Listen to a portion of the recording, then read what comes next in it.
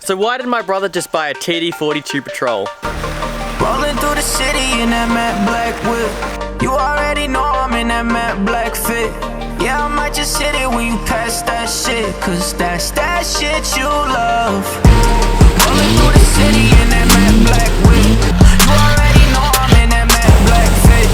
Yeah, I might just hit it when you pass that shit, cause that's that shit you love. So it's a 1996 GQ Patrol. It's got the leaf all round, not coils, and it's got the TD42 blacktop engine, naturally aspirated.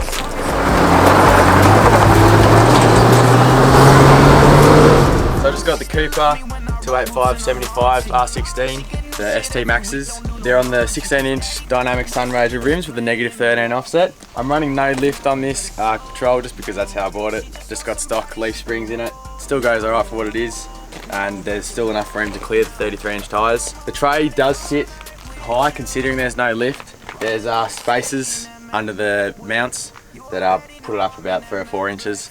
So although it isn't lifted, it still has a little bit of height to it, so it's good. So this is still a NA TD42. How do you find that?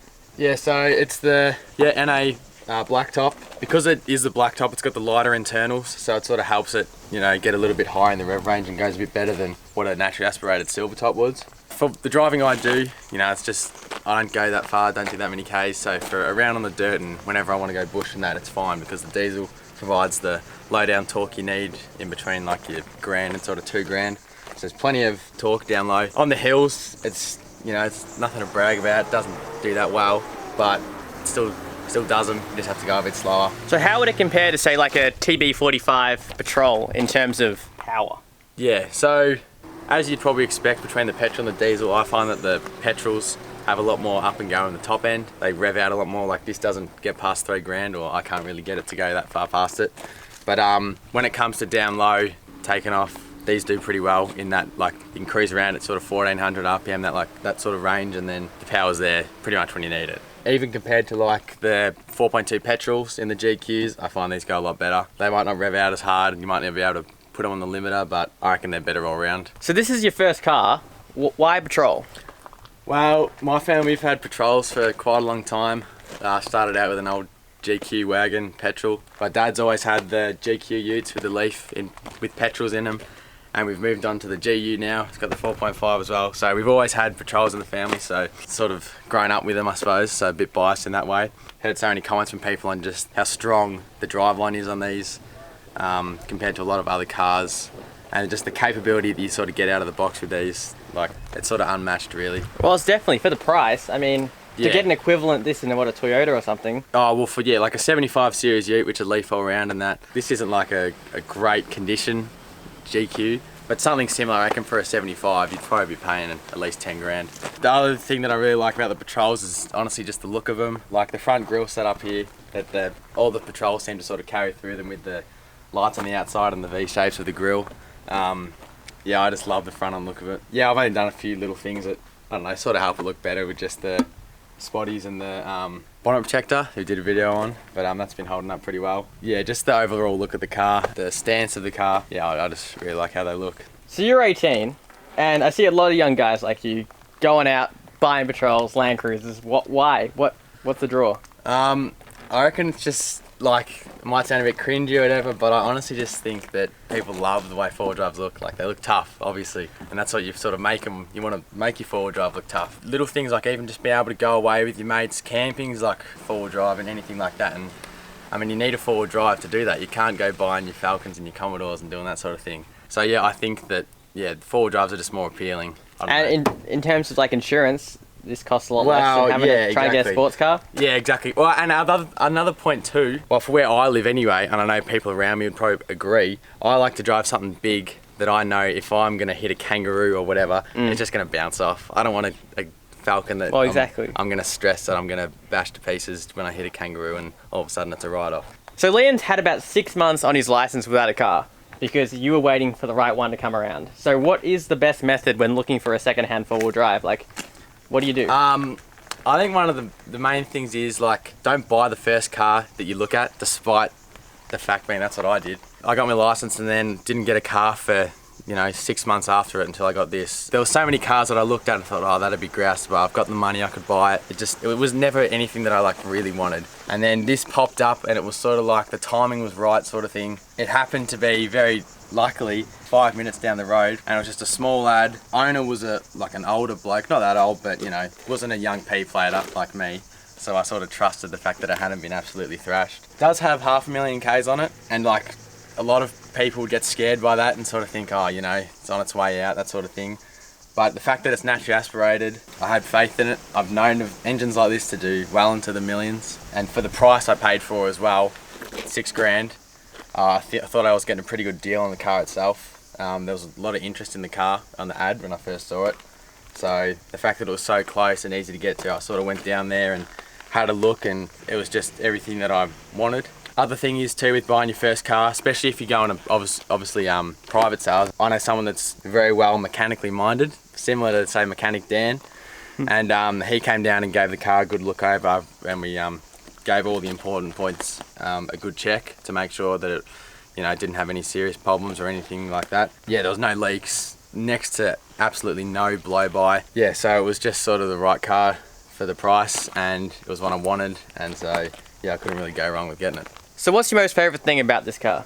Well, I think this goes for sort of most Patrols, but just the, you know, sort of bulletproof nature of them. They're just sort of unbreakable, really, like unless you're really, really punishing them. But even those, like James's, that get absolutely flogged, still keep ticking over. So, and as you can see, the body's not in any great like shape. There's paint chipped and there's rust here, which a lot of you I know were worried about the rust, but it is galvanized underneath, so it's just surfaced, so it's not too bad.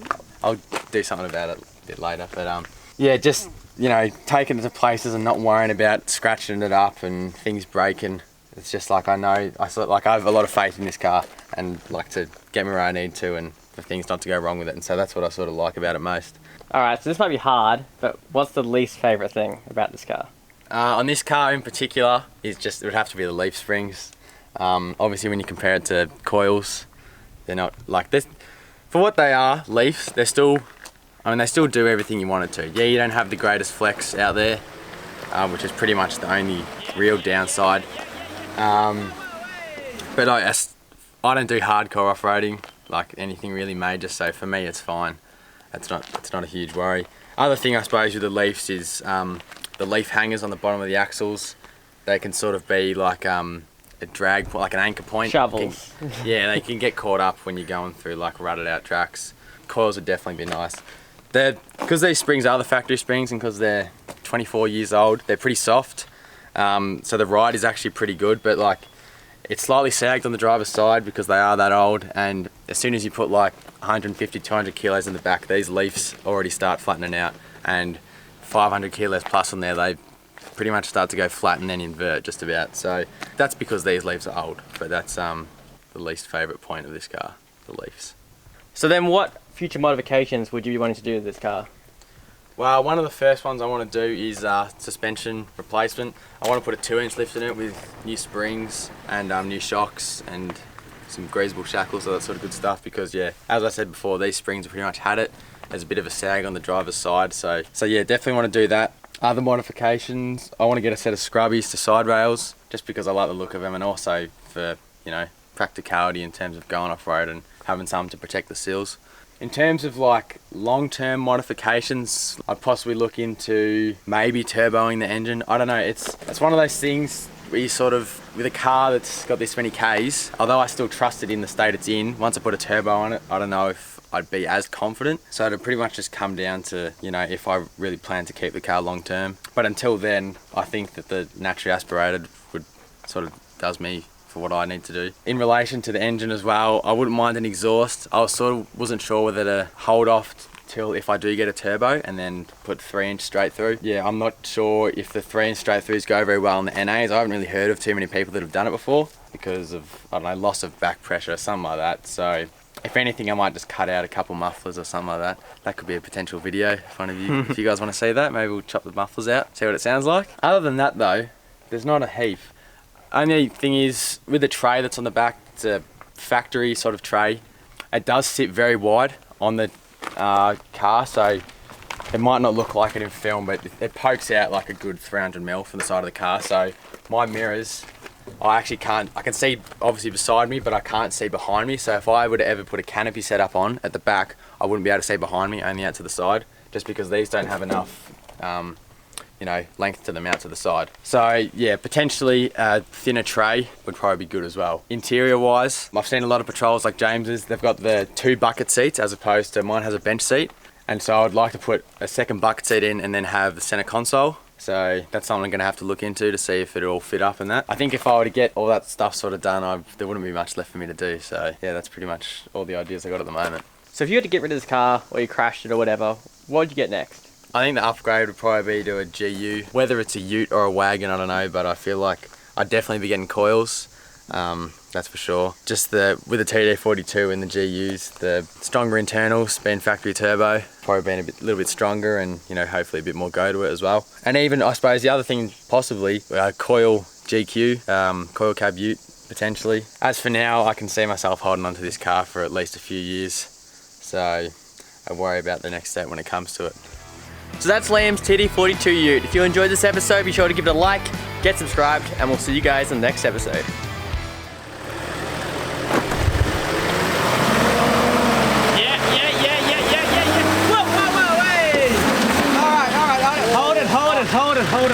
Hold yourself right there.